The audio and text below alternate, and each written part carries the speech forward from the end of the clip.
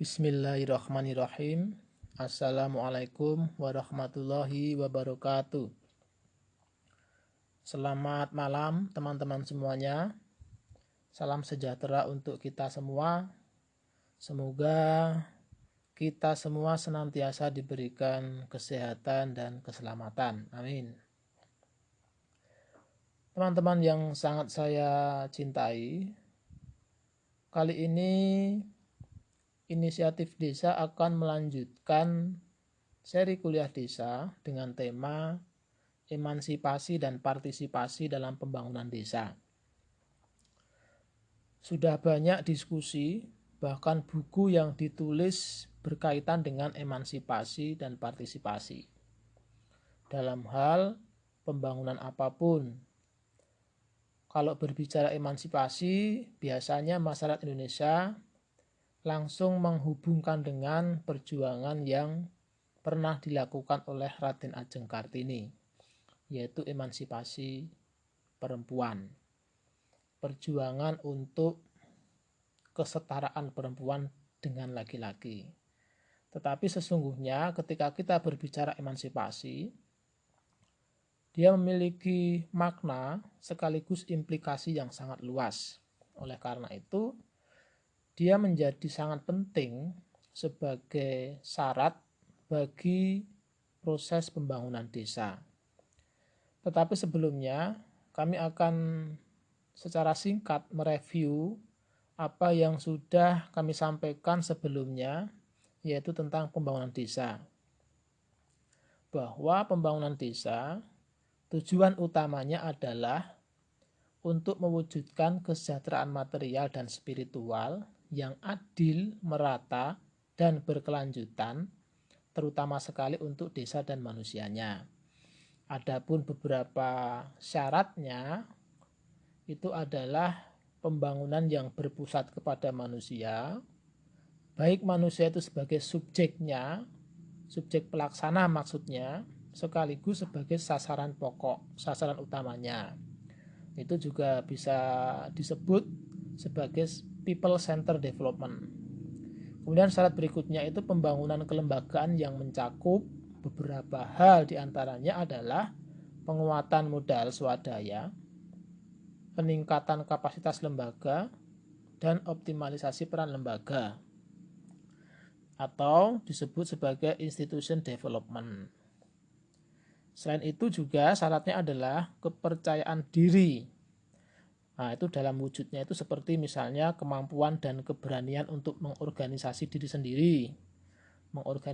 sendiri masyarakat desa ya. Kemudian merealisasi sumber daya lokal. Rakyat sebagai pelaku utama, rakyat sebagai pengambil manfaat terbesar dari setiap program yang dijalankan. Kemudian orientasi kepada nilai, maksudnya adalah setiap proses pembangunan desa itu harus selalu mempertimbangkan nilai-nilai dalam setiap kebijakan dan program yang dijalankan.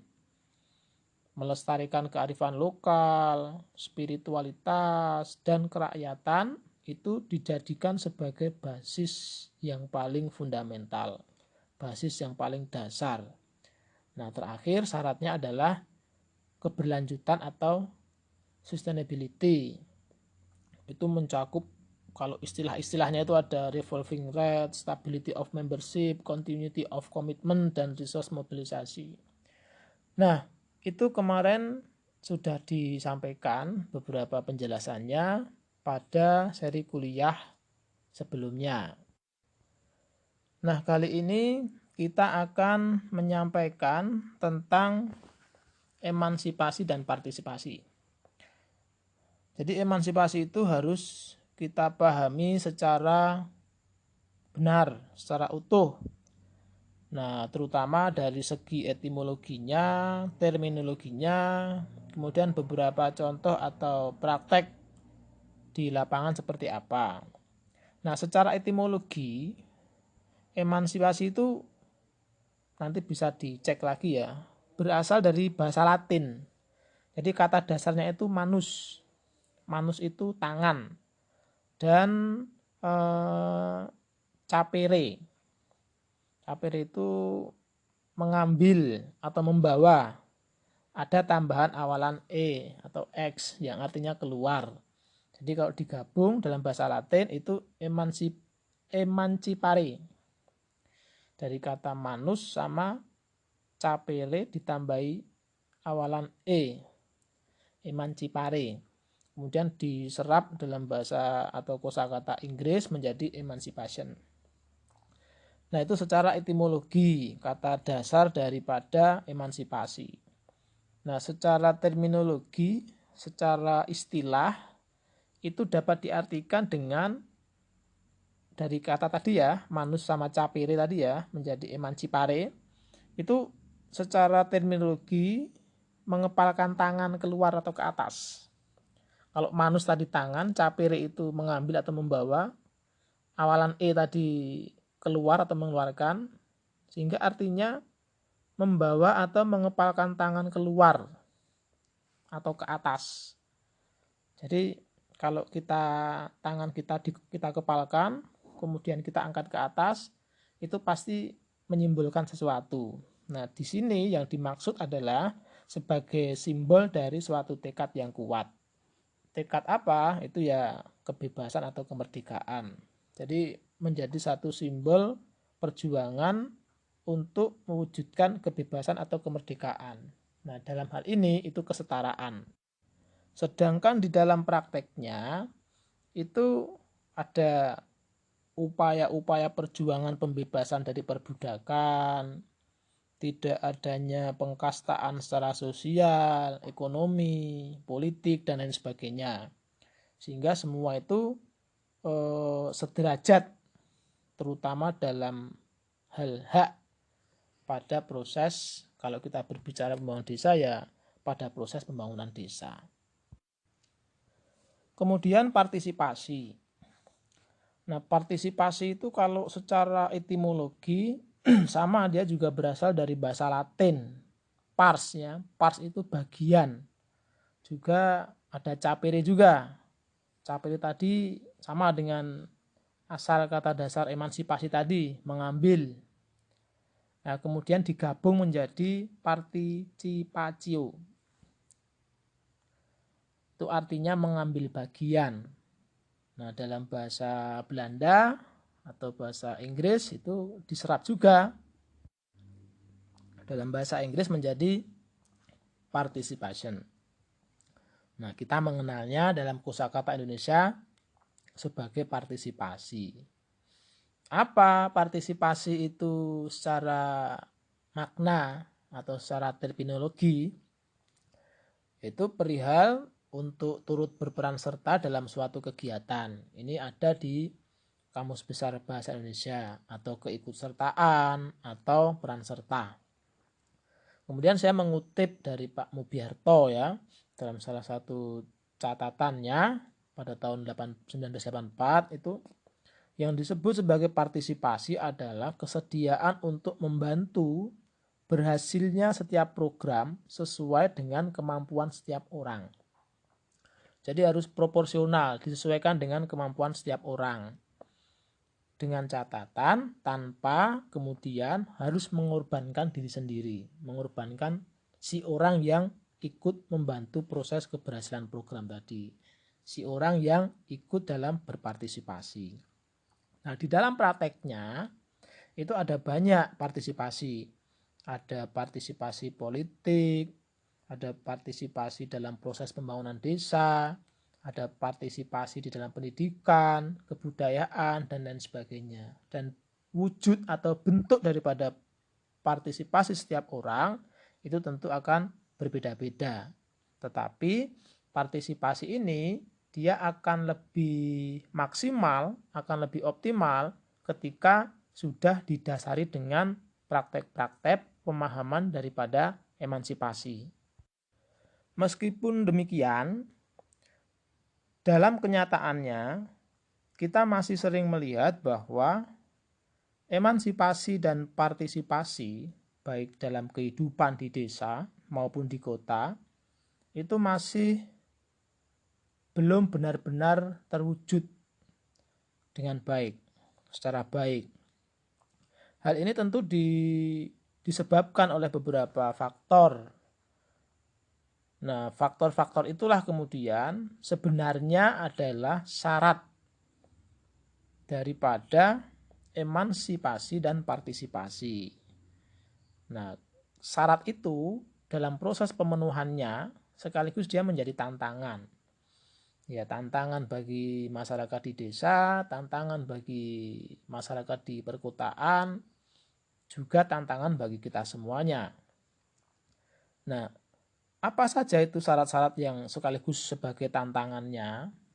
Internal ya, ini dari dalam sebenarnya. Syarat yang harus diwujudkan dari dalam sekaligus menjadi tantangan internal. Yang pertama adalah pengetahuan, kemudian kesadaran, kemudian tanggung jawab, peran serta, dan kerjasama. Nah, apa yang dimaksud pengetahuan itu menjadi syarat dari emansipasi dan partisipasi? Artinya bahwa kita semua, terutama masyarakat di pedesaan, itu harus memahami betul atau memiliki pengetahuan, setidak-tidaknya pengetahuan yang dasar tentang emansipasi. Bahwa misalnya emansipasi itu tidak hanya serta-merta sebatas dipahami sebagaimana selama ini kita memahami emansipasi adalah seperti perjuangan yang dilakukan oleh Raden Ajeng Kartini, yaitu emansipasi yang dibatasi hanya pada wilayah perjuangan untuk mewujudkan kesetaraan antara perempuan dan laki-laki. Jadi tidak.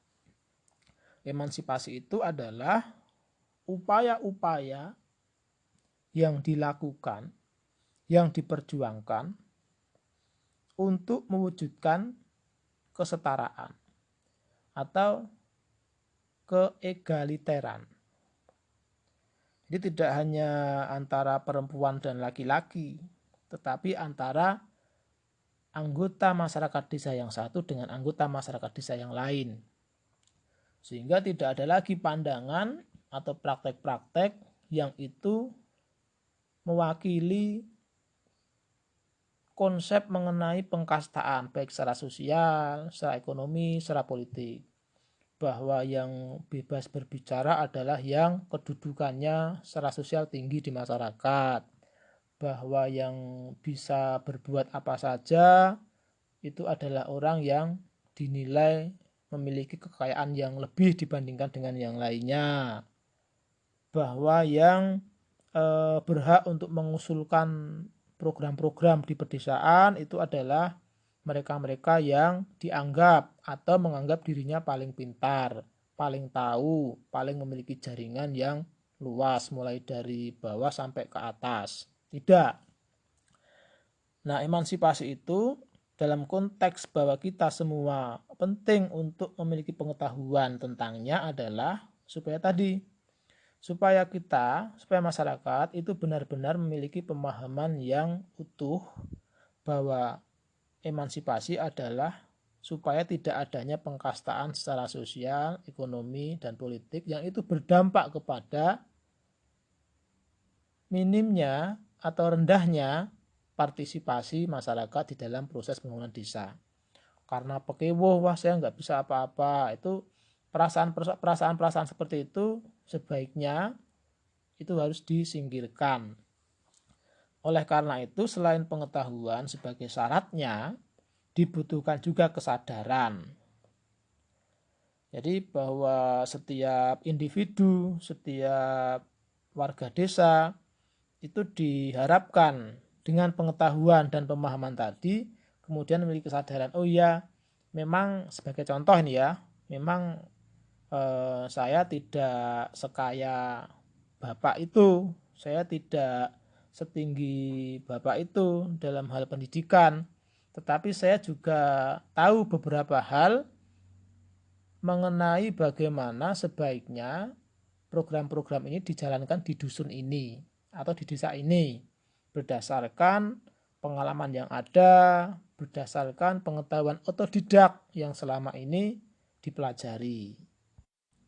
Nah, jadi dengan kesadaran itu orang akan kemudian merasa bahwa oh iya, bahwa emansipasi dan partisipasi itu adalah kebutuhan kita semuanya, sekaligus menjadi keharusan bagi seluruh warga desa dalam setiap proses pembangunan desa, tanpa harus ada keraguan-raguan, tanpa harus ada pandangan-pandangan bahwa si bapak itu saja, si ibu itu saja karena dia lebih paham. Nah, itu beda soal.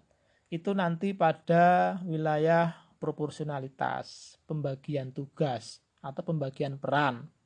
Tetapi pada konteks emansipasi dan juga partisipasi, ya semua orang harus memiliki pengetahuan sekaligus kesadaran bahwa karena konteksnya adalah pembangunan desa untuk kepentingan bersama, maka tidak perlu ada embel-embel kaya, miskin, punya kedudukan, punya jaringan, itu harus disingkirkan semuanya. Kecuali pada wilayah proporsionalitas. Itu boleh digunakan, tapi jangan sampai kemudian itu menghalangi lahirnya atau adanya emansipasi dan partisipasi. Kalau sudah seperti itu, maka semua pihak akan merasa punya tanggung jawab. Jadi meskipun saya nggak punya penghasilan bulanan, meskipun saya bukan lulusan perguruan tinggi di bidang teknologi pembangunan desa, tetapi saya memiliki tanggung jawab. Saya tahu sedikit hal dan saya sadar bahwa peran serta saya dibutuhkan, maka saya juga ikut bertanggung jawab terhadap proses untuk mensejahterakan desa dan manusianya. Saya dan yang lainnya juga bertanggung jawab terhadap apapun nanti yang menjadi kendala atau tantangan di dalam proses yang dijalankan secara bersama-sama. Jadi itu yang pertama, pengetahuan itu penting sebagai syarat, kemudian kesadaran, kemudian tanggung jawab. Selanjutnya apa? Yaitu peran serta. Banyak ini masih terkendala peran sertanya. Meskipun dia punya pengetahuan, punya kesadaran, dia merasa bertanggung jawab, tapi peran sertanya ini masih kurang. Karena apa? Mungkin karena waktu, karena pekerjaan, karena dia harus mengerjakan hal lain yang juga menjadi kewajiban dia. Nah, oleh karena itu, karena sudah ada pemahaman-pemahaman dasar dan kesadaran serta tanggung jawab tadi, nanti akan ada mekanisme proporsionalitas. Berbagi peran, misalnya nggak harus terlibat dalam proses di hari ini, itu bisa diganti dengan turut berpartisipasi pada proses yang lainnya di waktu yang lain dalam bentuk mungkin kerja-kerja yang berbeda, tetapi masih dalam satu proses yang sama, masih dalam satu agenda atau program yang sama. Kemudian kadang kita sering melihat orang mengistilahkannya one man show. Jadi ada satu atau dua orang yang kelihatannya tahu banyak hal, paling rajin, pekerja keras, apapun program di satu desa, apapun kegiatan di pedukuhan, pedusunan, itu orang-orang itu terus yang bergerak. Itu baik sebenarnya, tetapi menjadi tidak menyehatkan bagi emansipasi dan partisipasi. Kemudian juga menjadi kurang optimal untuk mencapai hasil yang maksimal dalam proses pembangunan desa. Oleh karena itu dibutuhkan kerjasama sebagai syarat, dan ini juga menjadi tantangan.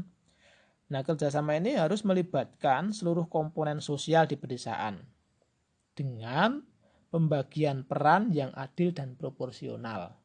Seperti tadi, peran serta yang masih minim itu harus disiasati. Tidak bisa kemudian bareng. Kalau dalam satu pedukuhan ada 5 RT, kemudian bisa dibagi. RT ini giliran apa, kapan, RT berikutnya juga seperti itu. Atau secara personal, secara individual, itu juga bisa diatur mekanismenya. Nah, ini mensiasati proses dalam partisipasi pembangunan desa. Ini penting dan harus dipahami bersama-sama.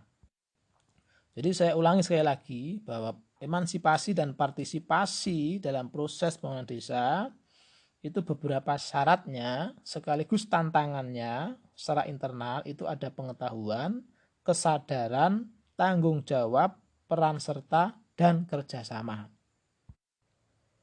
Apakah tantangan itu hanya ada secara internal? Nah ini yang saya wanti-wanti juga sebenarnya kepada teman-teman semua, kepada saya juga terutama, bahwa tantangan-tantangan dalam mewujudkan emansipasi dan partisipasi itu selain tantangan yang bersifat internal, ini juga ada beberapa tantangan yang bersifat eksternal atau berasal dari luar. Dan ini kita harus memiliki kejelian, kepekaan dalam mendeteksi ini. Nah, itu diantaranya ada doktrin, ada intervensi, kemudian represi. Nah, biasanya masyarakat desa itu kurang menyadari adanya tantangan-tantangan eksternal itu, sehingga cenderung tidak menjadikan itu sebagai persoalan. Padahal itu sangat rawan bagi emansipasi dan partisipasi. Hasilnya akan berpengaruh terhadap proses pembangunan desa.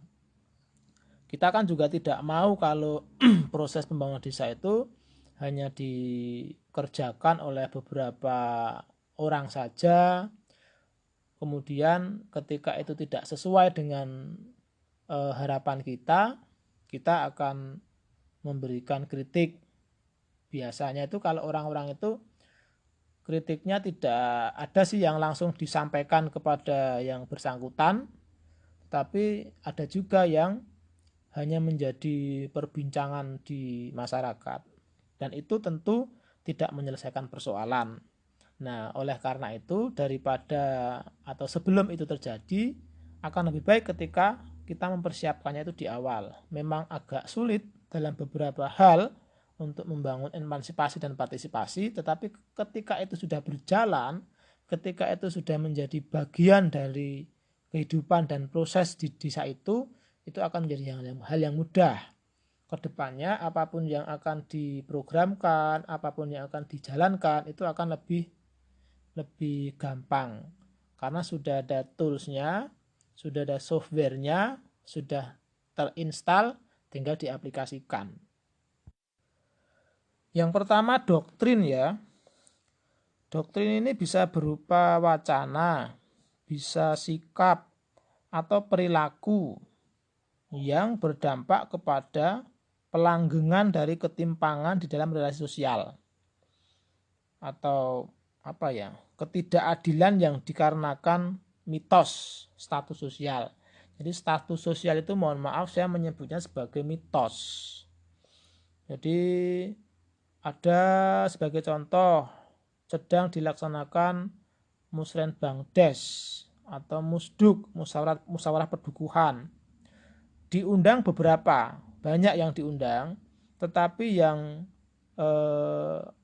berani menyampaikan pendapat atau diberi kesempatan untuk berbicara hanya orang yang itu saja. Mindset ini harus dirubah. Ada kalanya seorang kepala desa atau seorang sesepuh desa atau seorang kepala dusun atau seorang ketua RT itu di dalam pikirannya setiap pelaksanaan Musrenbangdes atau Musduk itu di dalam pikirannya itu yang pinter yang tahu ini sehingga yang ditunjuk hanya itu, yang diminta pendapatnya hanya itu saja. Nah, sementara masyarakat yang dalam dua tanda petik terstigmatisasi sebagai yang nggak tahu apa-apa, diam-diam aja, itu tidak pernah diberikan kesempatan, sekaligus tidak ada keberanian untuk menyampaikan. Maka dari itu, kembali ke tadi, pengetahuan menjadi penting, kesadaran juga menjadi penting.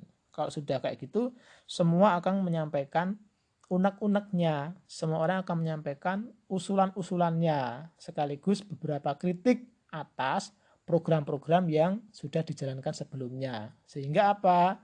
Sehingga itu menjadi refleksi, menjadi evaluasi supaya program ke depan bisa dijalankan dengan lebih baik. Nah, doktrin-doktrin seperti ini kan kadang kita tidak menyadari bahwa itu adalah kendala.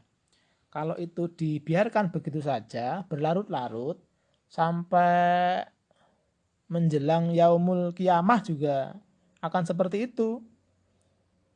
Setiap ada musyawarah yang diberikan kesempatan untuk berbicara, hanya orang-orang itu saja. Sementara yang tidak pernah diberikan kesempatan untuk berbicara, ya tidak akan menyampaikan. Karena apa? Karena ada doktrin yang membentuk satu kondisi psikologis bahwa wah mending bapak itu aja, saya nggak usah, itu harus dihilangkan mulai dari sekarang. Kemudian tantangan berikutnya adalah intervensi. Intervensi ini berupa agenda dari kekuatan-kekuatan atau kepentingan-kepentingan ekonomi politik yang dia merasa diuntungkan dengan rendahnya atau minimnya emansipasi dan partisipasi. Jadi meskipun ada partisipasi itu dia semu saja, palsu atau sebagai formalitas. Mengagendakan suatu program diawali dengan menyerap aspirasi. Beberapa tokoh perwakilan desa diundang. Ya diundang saja. Dengan diundang sudah dianggap sebagai berpartisipasi. Padahal itu belum secara utuh bisa kita sebut sebagai partisipasi. Karena tidak ada pengerahan energi. Jadi partisipasi itu harus ada pengerahan energi. Pengerahan energi dalam bentuk macam-macam. Emosi, kemudian mental, tenaga, materi, atau pikiran-pikiran. Itu partisipasi. Kalau cuma datang kemudian nggak ngapa-ngapain dan tidak diminta untuk ngapa-ngapain karena lebih baik tidak ngapa-ngapain, itu salah satu intervensi yang lagi-lagi sering kita tidak menyadari itu. Yang terakhir adalah represi ya. Represi ini agenda atau kebijakan atau program yang menjadi penanda atau menandai tekanan terhadap upaya-upaya perjuangan emansipasi dan partisipasi secara kritis aktif. Jadi kalau ada masyarakat yang ingin menyampaikan usulan atau ingin menyampaikan protes, banyak kasus di beberapa wilayah itu selalu dibungkam. Dibungkamnya itu banyak caranya. Ada yang diundang ke kantor desa, kemudian diajak ngobrol, ujung-ujungnya dia ditekan secara halus. Ada juga yang secara terang-terangan diintimidasi. Karena apa? Ya, karena menghendaki adanya misalnya transparansi dalam pemanfaatan dana desa, pelaporan dan lain sebagainya. Padahal itu adalah upaya-upaya untuk partisipasi masyarakat desa dalam proses pembangunan desa melalui wujud pengawalan terhadap pemanfaatan anggaran-anggaran desa. Nah, karena adanya represi-represi ini lebih kentara kalau represi ini. Kalau doktrin, kemudian intervensi yang tadi saya sebutkan itu banyak dari kita kurang menyadari itu. Tetapi represi ini dia sudah terang ya, sudah secara terang-terangan, benar-benar nampak gitu. Nah, ketiganya ini, yaitu doktrin intervensi dan represi sebagai tantangan eksternal bagi emansipasi dan partisipasi, itu biasanya ditandai dengan adanya wacana anti-egalitarian. Saya ulangi ya, penting masalahnya ini. Doktrin intervensi dan represi sebagai tantangan eksternal bagi emansipasi dan partisipasi biasanya itu ditandai dengan adanya wacana anti-egalitarian, dengan adanya kebijakan atau program yang selalu bersifat top down, dengan adanya juklak, juknis atau mekanisme yang jelimet, administrasi yang ruwet, dan dibentuknya kelembagaan atau institusi represif sebagai kontrol yang bersifat sepihak. Biasanya ditandai dengan itu. Nah, kalau kita sudah melihat gejalanya itu, berarti ada tantangan eksternal yang harus kita hadapi bersama-sama. Sehingga emansipasi dan partisipasi itu bisa menjadi bagian dari berjalannya proses-proses yang ada di desa. Kemudian kalau kita berbicara seberapa penting sih emansipasi dan partisipasi dalam proses pembangunan desa itu, ya jawabannya adalah penting sekali, sangat penting, amat sangat penting sekali. Karena dia menjadi syarat, menjadi dasar. Nah, kalau ada emansipasi dan partisipasi, maka di desa itu ada kesetaraan. Jadi semua warga desa berada pada kedudukan yang sama, terutama dalam hal hak dan kewajiban dalam pembangunan desa. Sekalipun dalam beberapa hal mekanismenya itu disiasati secara proporsional. Itu yang pertama. Kemudian yang kedua, adanya keterbukaan. Kalau antara warga yang satu dengan warga yang lainnya itu sudah tidak mempedulikan kaya, miskin, pinter, kurang pinter, dan sebagainya, maka masing-masing akan menjadi kontrol, menjadi otokritik, sehingga terwujud keterbukaan. Misalnya transparansi dan sebagainya. Udah nggak pekewuh lagi kalau bahasa Jawanya. Saya bertanya kepada Pak Duko sudah nggak pekewuh lagi. Saya bertanya kepada Pak Sekretaris Desa sudah tidak takut lagi. Meskipun dia memiliki jabatan sebagai perangkat desa dan saya hanya warga petani biasa. Tetapi dalam hal hak untuk proses pembangunan desa itu setara. Sehingga kan enak kemudian proses-proses komunikasinya. Jadi dengan adanya keterbukaan ini, tetapi dengan tetap menghormati tradisi dan menjalankan adab unggah-ungguh. Terbuka tapi tetap ngajeni. Ya, ini kesadaran individual ya. Tauhid sosialnya dijalankan nanti tetap. Dengan tetap menghormati tradisi dan menjalankan adab atau unggah-ungguh. Setiap warga desa terbuka dalam menyampaikan pendapat sekaligus berhadapan dengan kritik dan otokritik. Siap memberi kritik dan juga siap dikritik, serta siap mengkritik diri sendiri. Siap melaporkan apa adanya, siap memberikan jawaban ketika ditanya mekanisme laporan pertanggungjawaban, dan lain-lain sebagainya. Itu keterbukaan, dampak dari emansipasi dan partisipasi. Kemudian kalau sudah ada kesetaraan, sudah ada keterbukaan, kerjasama bisa menjadi enak. Jadi setelah saling terbuka dan saling memahami serta menerima, akan terwujud kesepakatan yang berlanjut dengan kerjasama dengan masing-masing merasa tanggung jawab. Jelas kan ya? Jadi ada kesetaraan. Dengan adanya kesetaraan, ada keterbukaan. Kalau sudah seperti itu, maka akan muncul kerjasama yang kuat. Nah, kalau sudah ada kerjasama yang kuat, maka desa itu, masyarakat di desa itu, dia akan menjadi lebih berdaya. Maka yang keempat itu keberdayaan. Jadi kerjasama akan melahirkan kekuatan atau keberdayaan dalam menghadapi atau mengerjakan apapun. Dalam menjalankan proses pembangunan desa maupun dalam rangka menghadapi tantangan-tantangan bagi upaya-upaya untuk menuju kesejahteraan. Dan yang terakhir itu kesejahteraan. Jadi warga dan desa yang berdaya akan mampu menyusun, menjalankan, dan mewujudkan cita-cita bersama, yaitu kesejahteraan material dan spiritual. Nah, dari mulai kesetaraan, keterbukaan, kerjasama, keberdayaan, dan kesejahteraan ini, itu adalah proses sekaligus hasil. Jadi bukan hanya proses dan bukan hanya hasil. Kesetaraan ini proses untuk mewujudkan keterbukaan, sekaligus dia adalah hasil dari perjuangan untuk emansipasi. Begitu juga dengan keterbukaan dan yang lainnya.